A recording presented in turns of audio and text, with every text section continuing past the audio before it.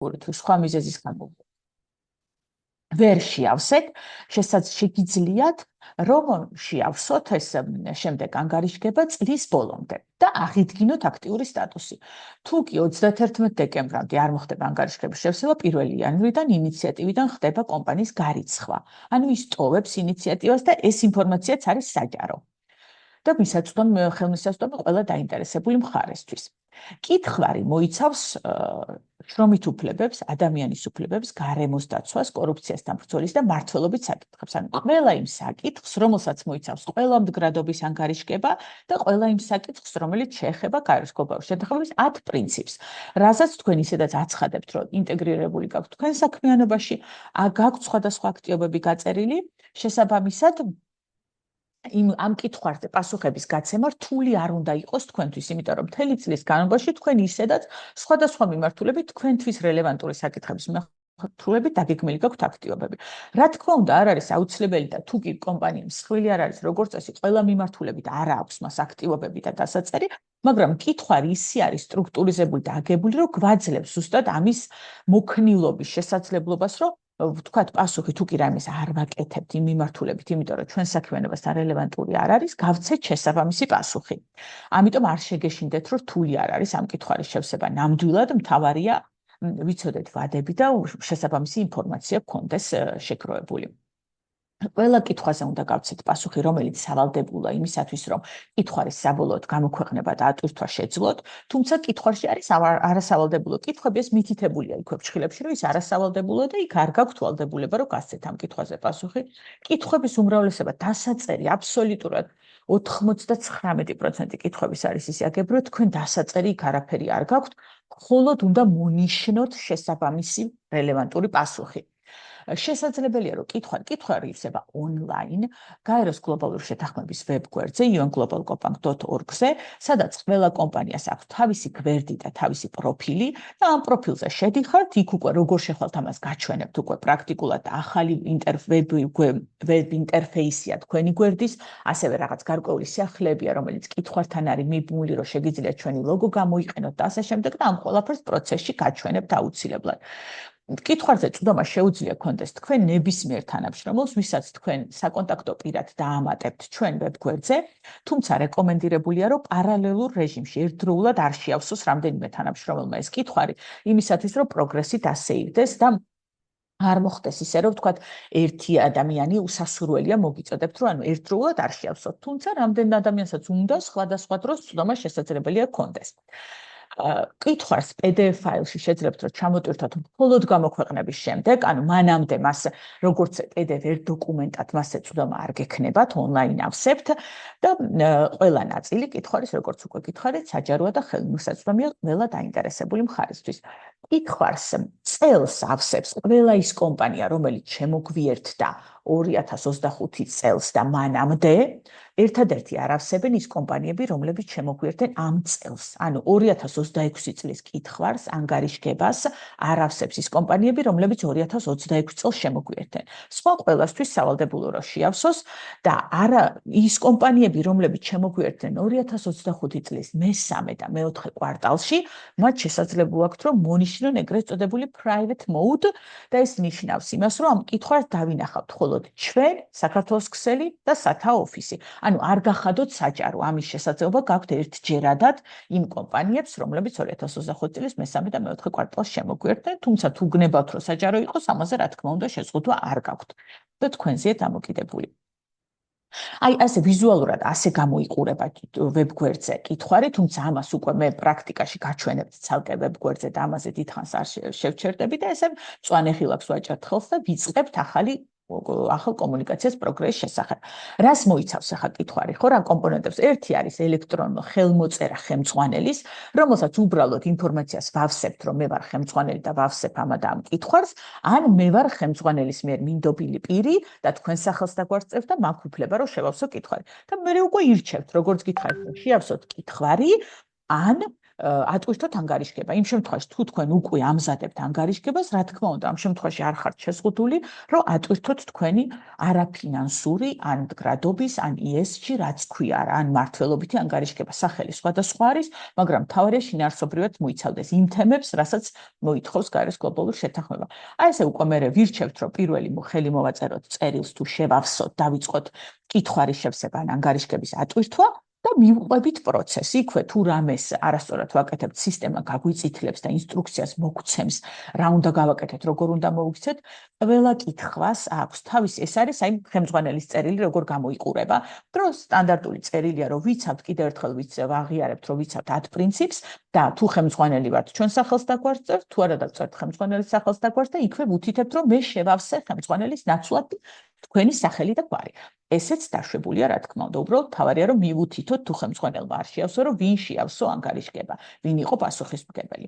შემდეგ უკვე გადავდივართ კითხვარზე და ვთქვათ, ავირჩიეთ, რომ შევავსოთ კითხვარი და არ გვაქვს ანგარიშგება და მივყვებით პირდაპირ ამ პროცესს. ისედაც რეკომენდირებულია, რომ სასურველია, რომ კითხვარი შევსოთ, ვინაიდან ამ შემთხვევაში თქვენ მიერ გამოქვეყნებული მონაცემები შედარებითი იქნება. data analysis ძალიან კარგი, მონაცემთა ანალიზის ძალიან კარგი თულია, რომელსაც ბოლოს კითხვარის შევსების ბოლოს დაინახავთ და თქვენი გაქვთ შესაძლებლობა, რომ არა მარტო საქართველოს თქვენი სექტორის და სხვა კომპანიების მონაცემები შეადაროთ, არამედ მსოფლიოსი და ეს ანალიზის თული დაგეხმარებათ, რომ ნახოთ, რომ რა არის სხვა კომპანიების რელევანტური საკითხები, როგორ ისახავენ მიზნებს, რას აკეთებენ.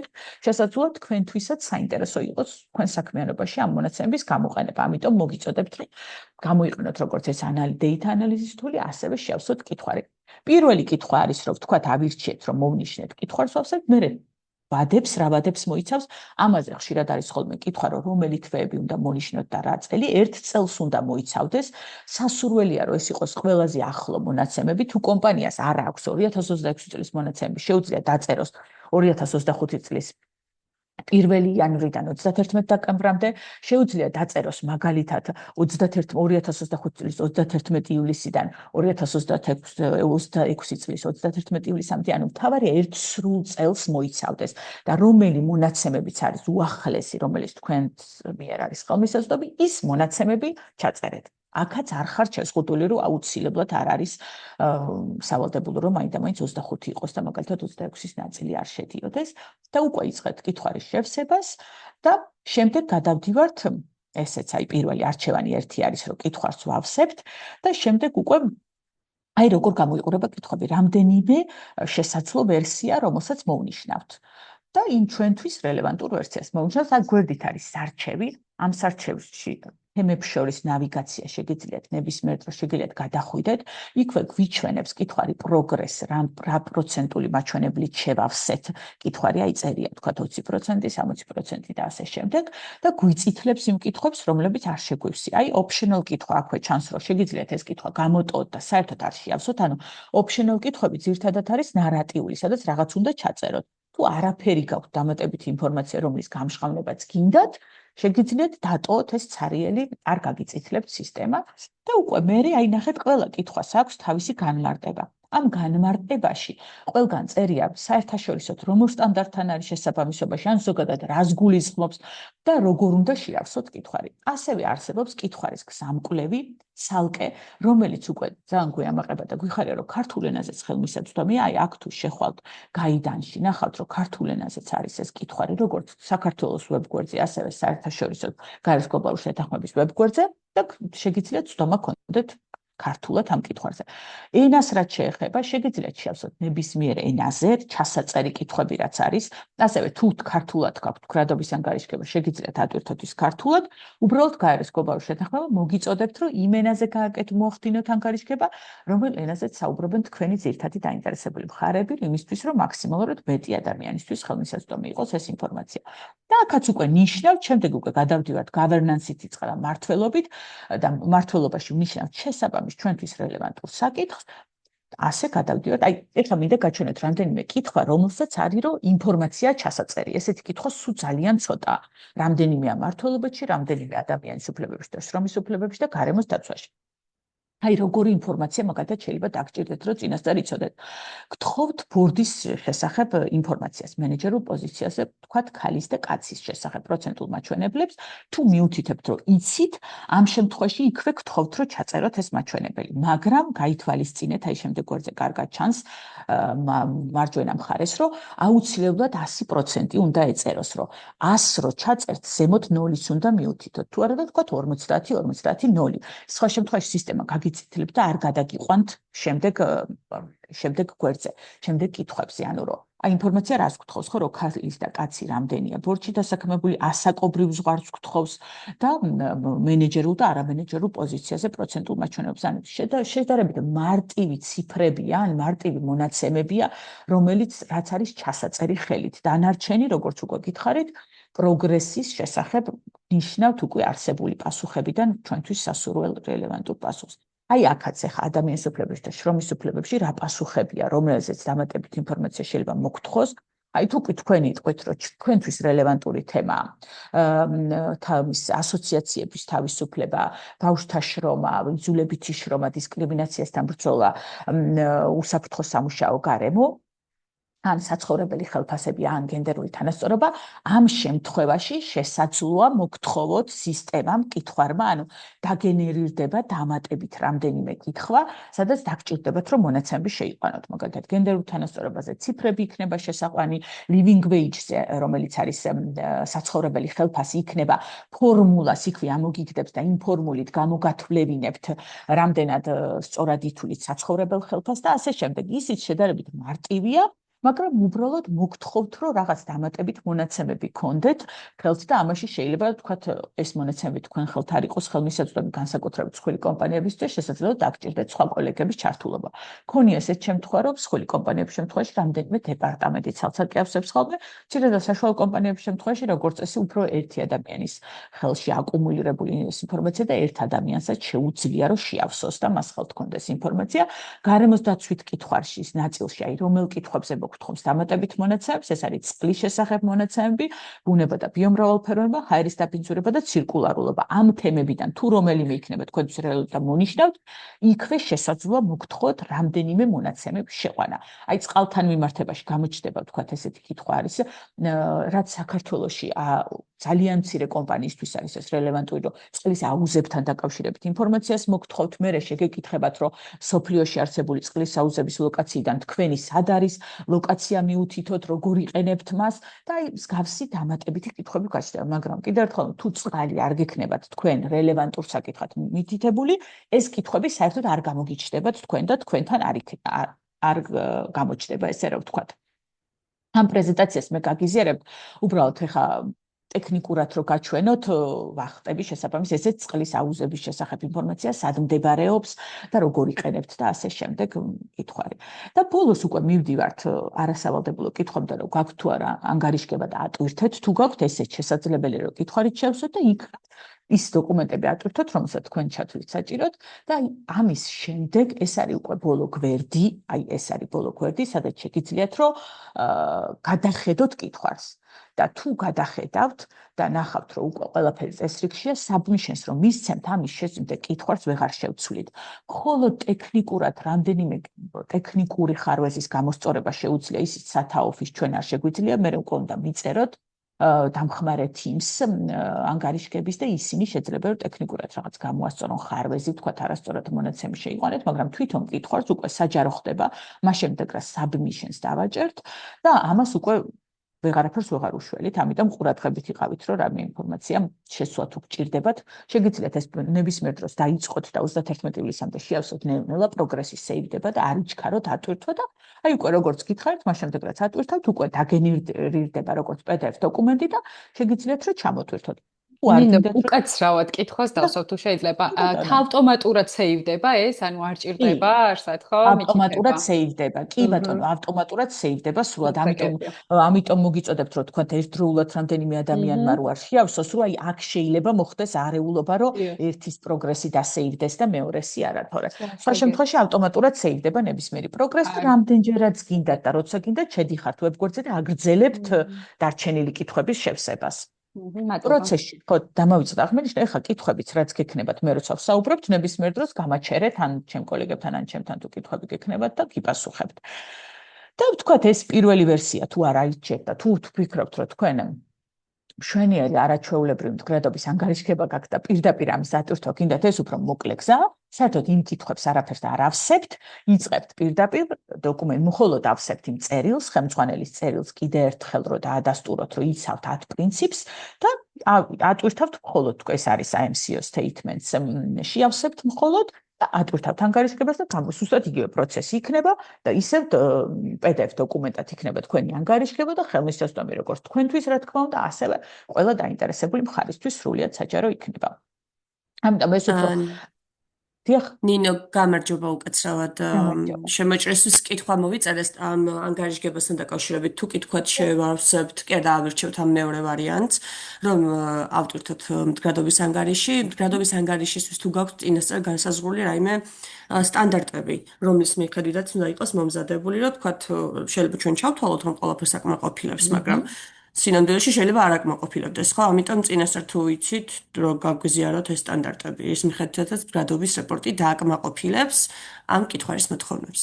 მადლობა. ანა, მადლობა ამ კითხვისთვის. როგორც თავში აღნიშნე, ჩვენი ეს COP კითხვარი სრულ თანხმედრაში აქვს ყველა საერთაშორისო სტანდარტთან. ამიტომ თუ კი თქვენ მაგალითად ქართულ კანონმდებლობით თუ გიწევთ მართლობითი ანგარიშგების ატვირთვა და რომელიც ქართულ კანონმდებლობასთან და ევროპულ კანონმდებლობასთან არის თანხმედრაში, ან GRI სტანდარტით არის, ან CSRD სტანდარტით არის, ან ნებისმიერი ევროპული სხვა სტანდარტით ISRS-ით მომზადებული თუ რა არის, ნებისმიერი მისაღები, ან ნებისმიერი საერთაშორისო აღიარებული მდგრადობის სტანდარტით თუ ESG სტანდარტით გამომზადებული დოკუმენტი აღიარებულია, რომ შეგიძლიათ ატვირთოთ. კონკრეტული ფორმა არ არსებობს, იმიტომ რომ თვითონ მსოფლიოში არ არსებობს ესეთი კონკრეტული ფორმები ყველა ესეთი საერთაშორისო თუ მარეგულირებული ორგანიზაცია მიგვითითებს რომ თავარია იმ მაგალითად CSRD-ის მიხედვით მომზადოთ, მაგრამ ფორმა როგორი იქნება, ეს არის თქვენზე დამოკიდებული. შეგიძლიათ იყოს 300 გვერდიანი დოკუმენტი, შეგიძლიათ იყოს 10 გვერდიანი დოკუმენტი.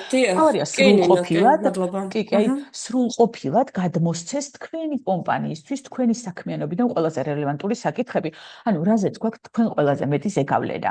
ანუ თქვენ საქმიანობაში აი ესეთი არსებითი საკითხები იყოს არჩეული, აი მთავარი ეს არის. დანარჩენი სრულიად თავისუფალი ხართ როგორ დოკუმენტს ატვირთავთ და ამას ჩვენ არ ვართ ვთქვათ აუდიტორიული ორგანიზაცია რომ გაგისწოროთ მესამე მხარე რა თქმა უნდა მოწოდებულია რომ მესამე მხარის მიერ სასურველია რომ იყოს გადამოწმებული მაგრამ ჩვენ არ გიმოწმებთ ამას და არ გიკონტროლებთ ჩვენთვის მთავარია კომპანიის მიერ თვითონ გამოჩენილი პასუხისმგებლობა რომ თვითონ ჩათვალოს საჭიროდ რომ რაღაც საჯაროდ მოახდინოს თავის საინტერესებულ მხარეებთან კომუნიკაცია. ნინო ერთ კითხვას დაგისვამთ ბოდიშს გიხდით მე ცოტა გვიან შემოგიერთდით ერთიც დავაზუსტებ აი პრინციპს რომ მივხვდე ამ ყველაფრის მიზანი არის რომ კერძო კომპანიამ დაადისკლოუჟეროს ეს ინფორმაცია არაფინანსური თუ რაიმე რეიტინგის მინიჭება ხდება შემდგომ დადისკლოუჟერებული ინფორმაციის შედეგად.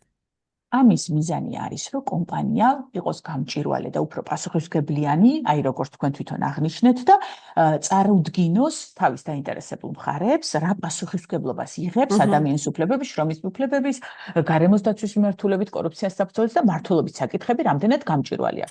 რაც შეეხება რეიტინგებს, ჩვენ რეიტინგებს არ ვანიჭებთ, მაგრამ ეს თქვენ მიერ გამოქვეყნებული ინფორმაცია მერე უკვე სხვა რეიტინგების დამდგენელი სხვა საერთაშორისო ორგანიზაციების მონაცემებში ხდება, ასევე სულ ბოლოში არის data analysis tool-ი, მონაცემთა ანალიზის tool-ი, სადაც უკვე იქ ავტომატურად გენერირდება თქვენი მიერ წარმოდგენილი მონაცემებიც ჩაგენერირდება ამ tool-ში და უკვე საერთო სურათში სექტორის მიხედვით ვინც გაფილტრავს ამ მონაცემებს და ნახავს, თქვენი მონაცემები იქ იქნება წარმოდგენილი. გასაგები. ანუ visibility-ის ამბავი არის უფრო მეტად თქვა თქვენი საჯარო წყაროებიდანაც რომ თქვა ნახონ ინფორმაცია კონკრეტულ კომპანიებზე. უშუალოდ მე TBC ბანკს წარმოვადგენ ამ წუთას და შესაბამისად ჩვენს ვებგვერდზეც საჯაროდ ზიარდება ესეთი ინფორმაცია, გულისხმობ ანგარიშებს და თქვენთანაც ანუ დამატებით პლატფორმას ესე ვთქვათ გამოვიყენებთ ამის გამოსაქვეყნებლად. გასაგებია, მადლობა. ეს იქნება თქვენაირი კომპანიისთვის, ახლა TBC ბანკისთვის, რომელსაც ისედაც რეგულაცია არაერთი ეხება, თქვა თუ საერთაშორისო თუ ადგილობრივ და ისედაც ძალიან ბევრს აკეთებთ ამ მიმართულებით, ეს არის დამატებითი შესაძლებლობა, რომ კიდევ ერთხელ წარმოაჩინოს ამ გვერდზე, რომ საერთაშორისო ინვესტორი იქნება თუ პარტნიორობა, ნახონ, რომ გაეროს გლობალური შეთანხმების მონაწილეა და აქაც ქვეყნდება ეს ინფორმაცია, ის რომელიც საჯაროდ აქვს, თქვა თავის გვერდზე გამოქვეყნებული. ხო, ანუ დადისკლოჟერა არის თავი მიზანი, ასე ვთქვათ. გასაგებია, მადლობა.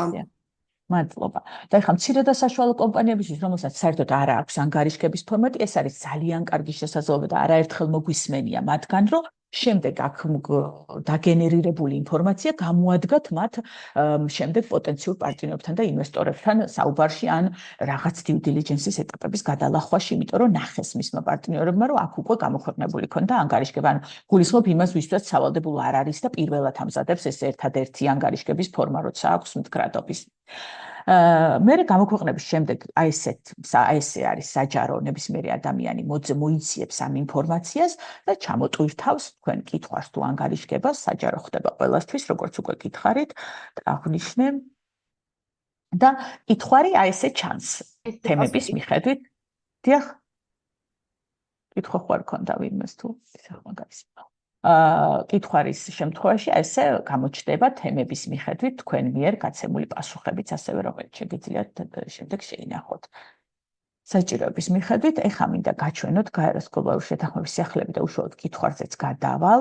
პრინციპში ამას პირდაპირ იქედან გაჩვენებთ ვებგვერდიდან, რომ ერთი წუთი ჯერ მინდა გაჩვენოთ ეს როგორ გამოიყურება ესე კითხვაში, როდესაც შევდივართ და თქვათ ვიწყებ შევსებას, ასე შევალ და ჩვეულებრივად ჩავწერ ინფორმაციას და გადავალ შემდეგ გვერდებზე. ახლა მე ვარ თუ აღარ დაგაკარგინოთ, სადემონსტრაციოდ აღარ გაჩვენებთ, მაგრამ პრეზენტაციაში იქნება ეს ყველა მონაცემი და გაგიზიარებთ პრეზენტაციას სრულად შეხვედრის შემდეგ და იქ ნახავთ, როგორ მონიშნავთ იმას და რამდენად ადვილია ნავიგაცია. თუ რამე ტექნიკური პრობლემა გექნებათ, ნებისმიერ დროს გვიკავშირდებით ჩვენ და გეხმარებით სხვადასხვა ტექნიკური პრობლემის გადაჭრაში, როგორც წესი ხოლმე 31 ივლისს, როდესაც ავსებს ყველა კომპანია პლატფორმას, რაღაცა იმართება ხოლმე და რაღაცა მცირედი ხარვეზებია ხოლმე, ან თუ არ ხართ რეგისტრირებული ამ გაეროს გლობალური შეთანხმების ვებგვერდზე, ამაზეც დაგვიკავშირდით და დაგეხმარებით, რომ წვდომა გქონდეთ და აღიდგინოთ წვდომა.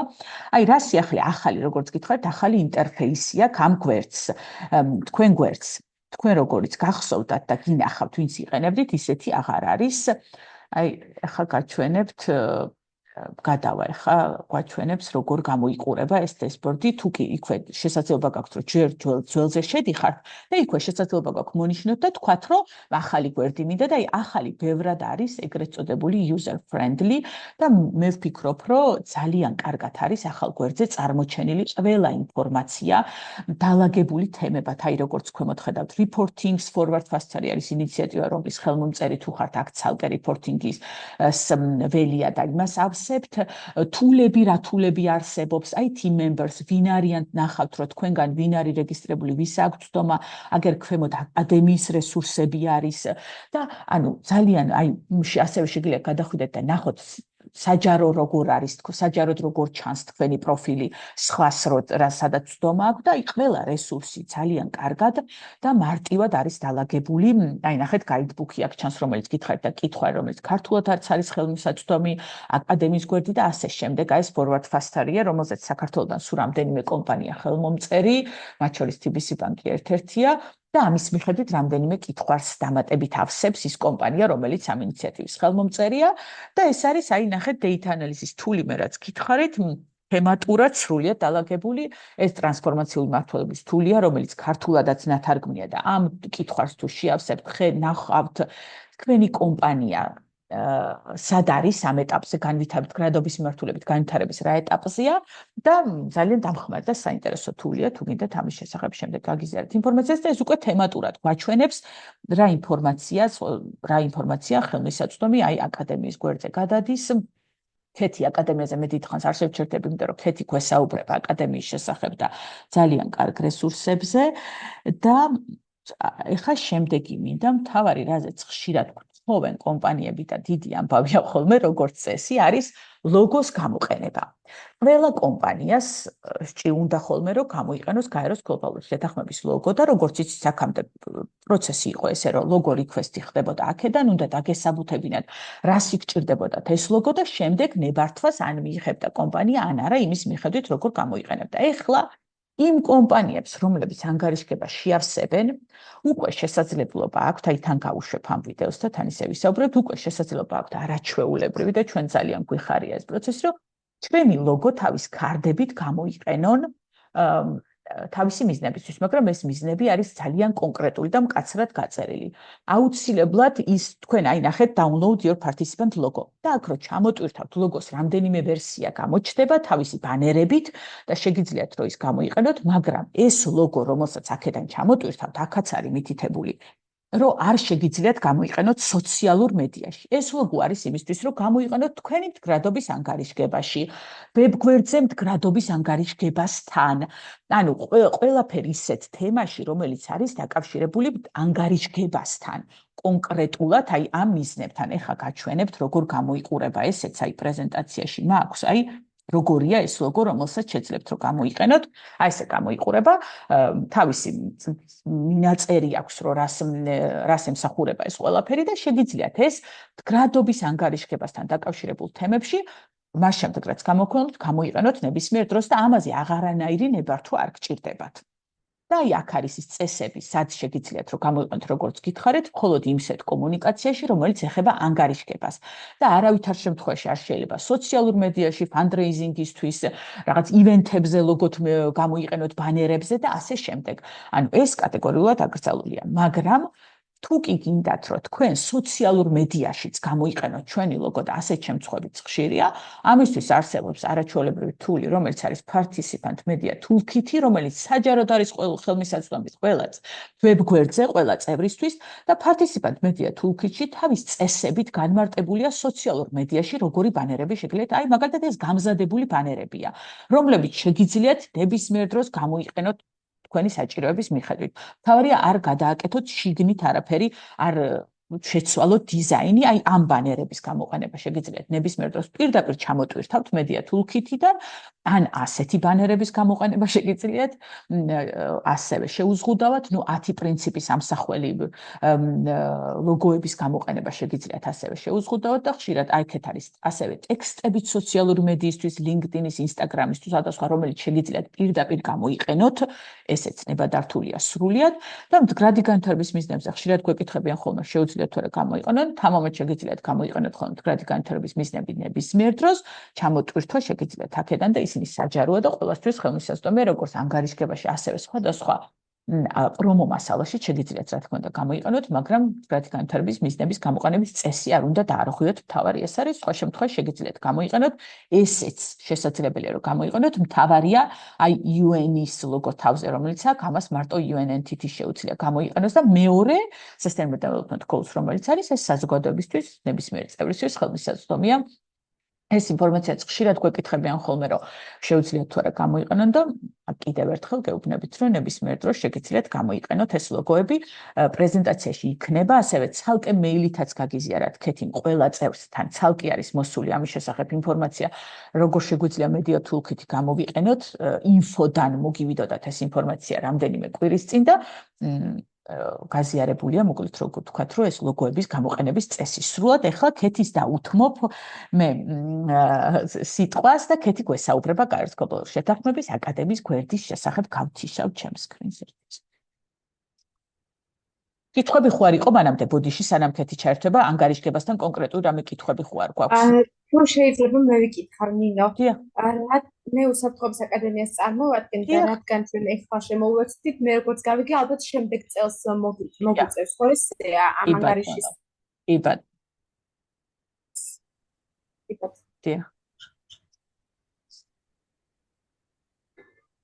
მოგესალმებით, გამარჯობა, მადლობა ნინო, მე ვარ ქეთი.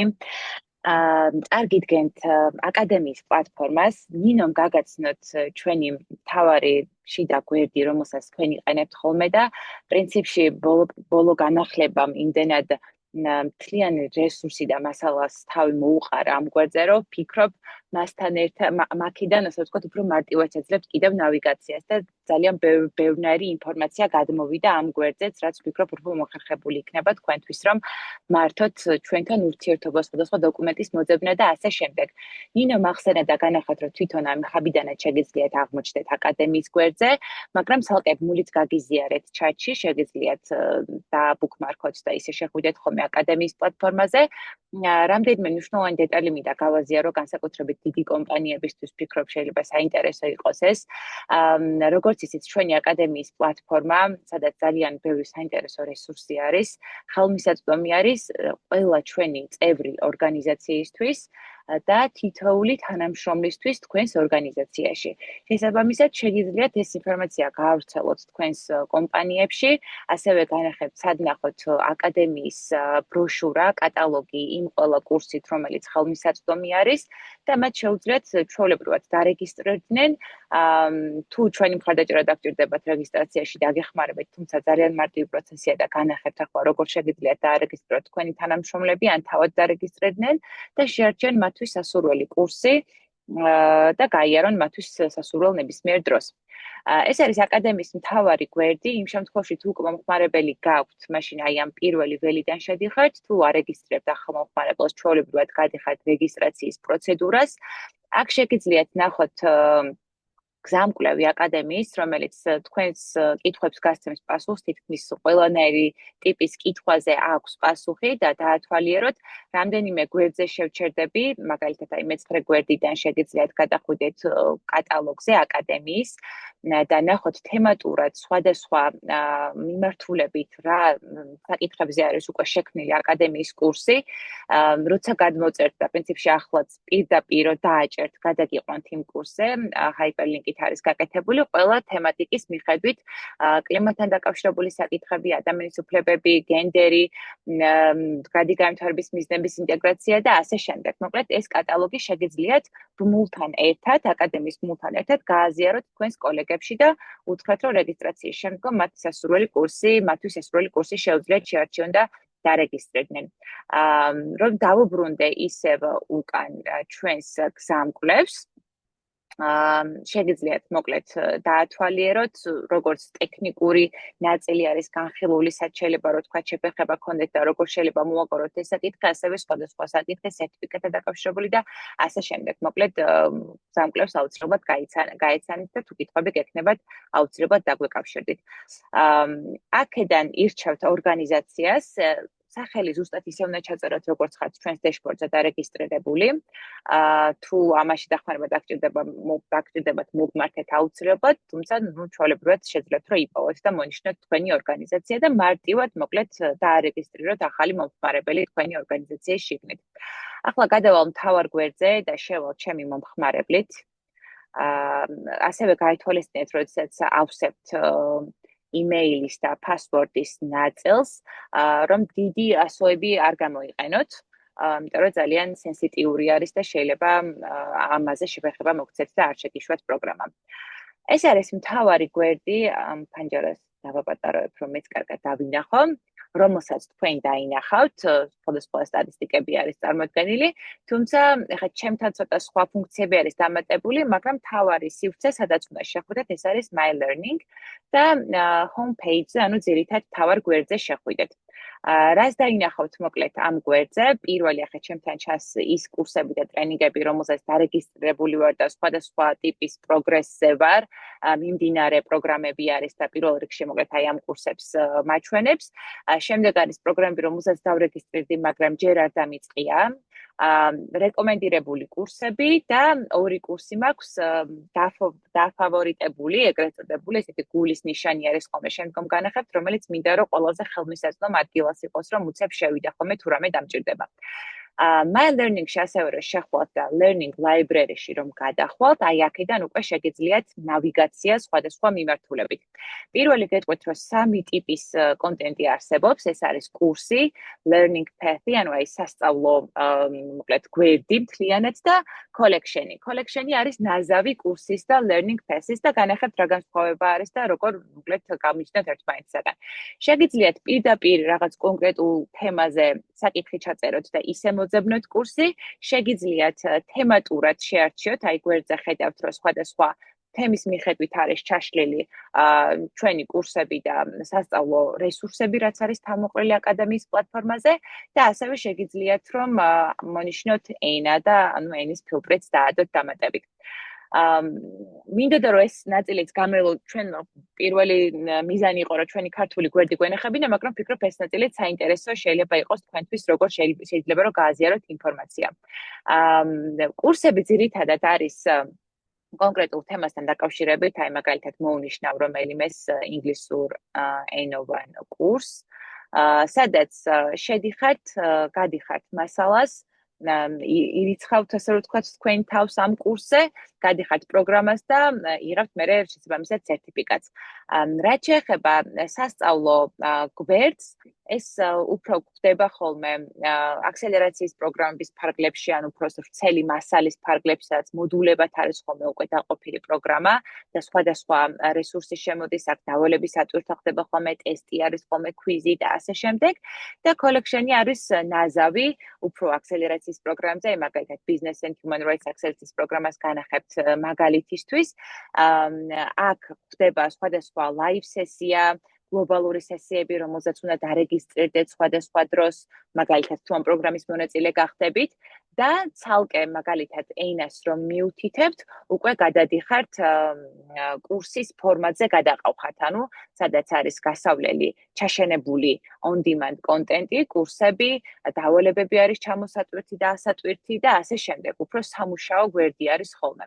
ჩვენ შემთხვევაში ახლა მინდა გაგაცნოთ ჩვენი ქართულ ენოვანი აკადემიის გვერდი, რომელიც collection-ის page-ის სახელით არის დარეგისტრირებული აკადემიის პლატფორმაზე და მარტივად რომ მოვძებნოთ, შეგვიძლია მოვნიშნოთ აქ collection-ი, რადგან collection-ის ტიპი არის ეს გვერდი და ჩავწეროთ Georgia და ამოაგდებს ჩვენი ქვეყნის collection page, Country Network Georgia's.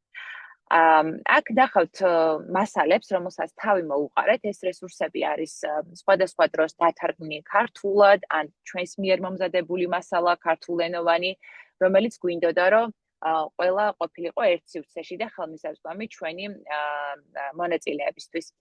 ეს არის ანალიტიკური მასალები, რომელსაც შეგიძლიათ გაეცნოთ, ეგრეთ წოდებული white paper-ები, რომელსაც ჩვენი ორგანიზაციის ბაზაზე ვქმნით. თანდართული არის და პირდაპირ შეგიძლიათ გადახვიდეთ და ინტერესის შემთხვევაში გადმოწეროთ ეს დოკუმენტები. შემდეგი ეს არის ამ დოკუმენტებსაც გიხსნით ხო, მე რასაც ვხსნი, მარტო ეს გვერდი არ ჩანს, იმედი მაქვს. თორემ პრინციპში გადადის ჩვეულებრივად. სახელმძღვანელოები და ძალიან კარგი. სახელმძღვანელოები და გზამკვლევები, ნინო მახსენა მაგალითად კომუნიკაცია პროგრესის შესახებ ნათარგმნი არის ჩვენს სათაოს გვერდზეც და თუმცა აქაც ხელმისაწვდომი არის და შეგიძლიათ ნახოთ. ამის გარდა ქცევის კოდექსის გზამკვლევი, მსრედა საშუალო ბიზნესისთვის, ცირკულარული ეკონომიკის სტრატეგიის გზამკვლევი, ბავშვთა უფლებების და ბიზნესის პრინციპები და სხვა. შეგიძლიათ გაეცნოთ და ეს ყოველთვის განახლდება ხოლმე იმ რესურსებით, რომელიც გვექნება ქართულ ენაზე.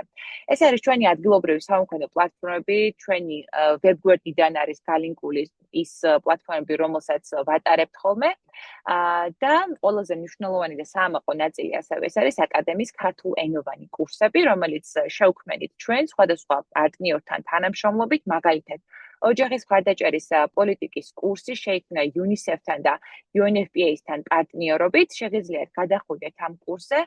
არის 4 მოდული და მცირე ცოდნის შემომოწმებელი ტესტი, რომელსაც გაივლით თქვენთვის სასურველ დროს, როგორც იცით, შეგიძლიათ დაიწყოთ, შეაჩეროთ და მეორე დღეს გააგრძელოთ, ან მომდევნო კვირას გააგრძელოთ და დამატებითი რესურსები, ეს არის ის მასალა, რომლის ბაზაზეც მომზადდა ეს მოდულები, შეგიძლიათ გადმოწეროთ და დაარქივოთ გქონდეთ და უკვე მას შემდეგ რაც გაევლით ყველა კურსს, დაასრულებთ ტესტს და გამწვანდება და 100% დაეწარება თქვენს პროგრესს, შეგიძლიათ რომ achievement-ების ნაწილიდან გადმოწეროთ აი აქედან სერტიფიკატი.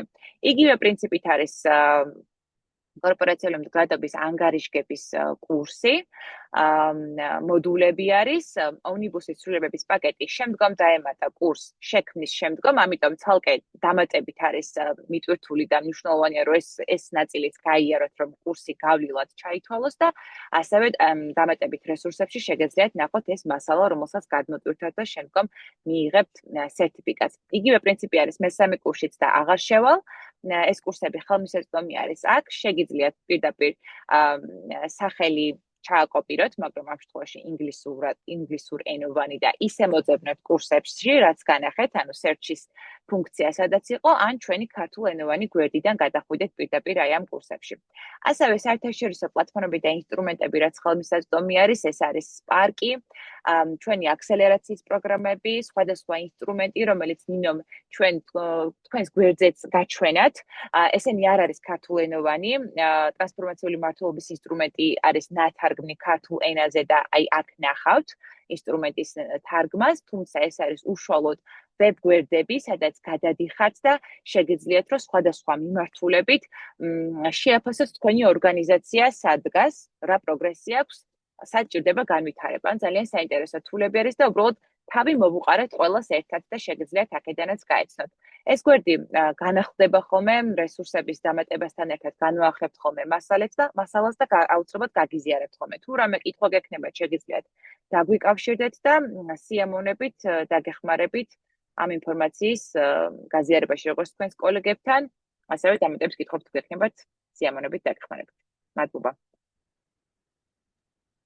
ეთი მადლობა. კითხვები ხომ არ გაქვთ კიდე დამატებით? იმედი მაქვს, რომ გასაგებად იყო ყველა ინფორმაცია მოწოდებული, საკმაოდ ბევრია, მაგრამ ვფიქრობთ, რომ საინტერესო და კარგია, რომ კომპანიებმა იცოდნენ ამ შესაძლებლობების და რესურსების შესახებ, რომ როგორ შეუძლიათ უფრო ეფექტურად გამოიყენონ ყველა ის თული იქნება თუ მასალა, რომელიც ნამდვილად სხვა მასალა არის ხელმისაწვდომი, თუნდაც ინგლისურ ენაზე ვებ გვერდზე და ძალიან კარგი შესაძლებლობაა, რომ ეს ყველა მასალა არის, ყველა სხვადასხვა პარტნიორ საერთაშორისო თუ გაერო სააგენტოსთან ერთად მომზადებული, შესაბამის თემატურად იმ თემაში მთავარი სააგენტოები ვინც არიან და ნამდვილად მერწმუნეთ, რომ საინტერესოდ და კარგად არის მომზადებული ყველა. თუ კითხვები არ არის, დაგემშვიდობებით, მაშინ მადლობა ძალიან დიდი მადლობა თქვენ, მადლობა რომ მონაწილეობდით ამ შეხვედრაში და კითხვების შემთხვევაში მზად ვართ გემსახუროთ. მადლობა დიდი, ნახვამდის. დიდი მადლობა.